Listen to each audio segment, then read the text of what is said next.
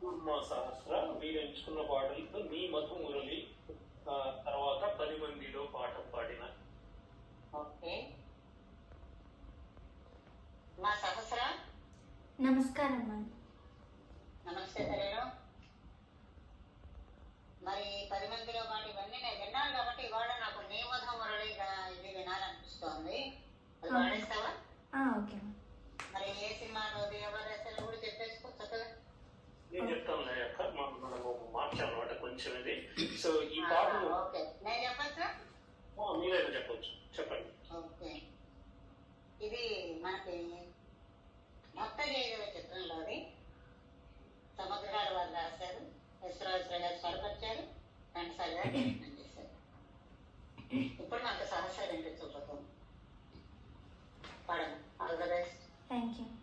అందరికీ నమస్కారం. నేను పాడబోయే పాట నీ మధు మురళి.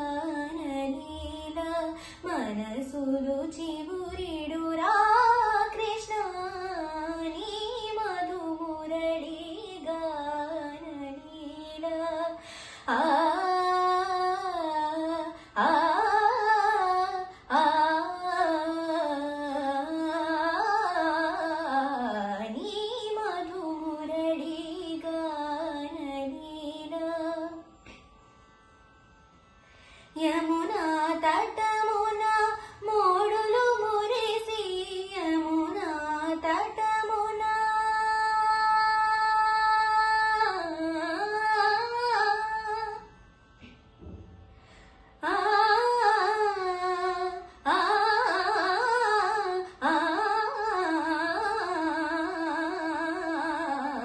యమునా తటమున మోడులు మురిసి పువ్వులు పూచినవి గోపాల, నీ మధు మురళి గానలీలా.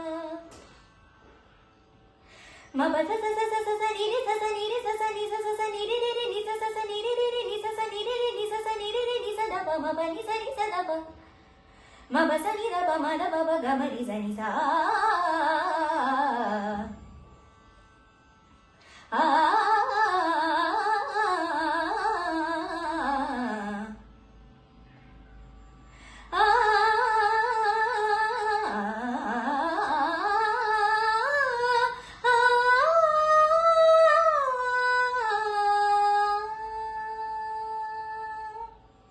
ధన్యవాదాలు.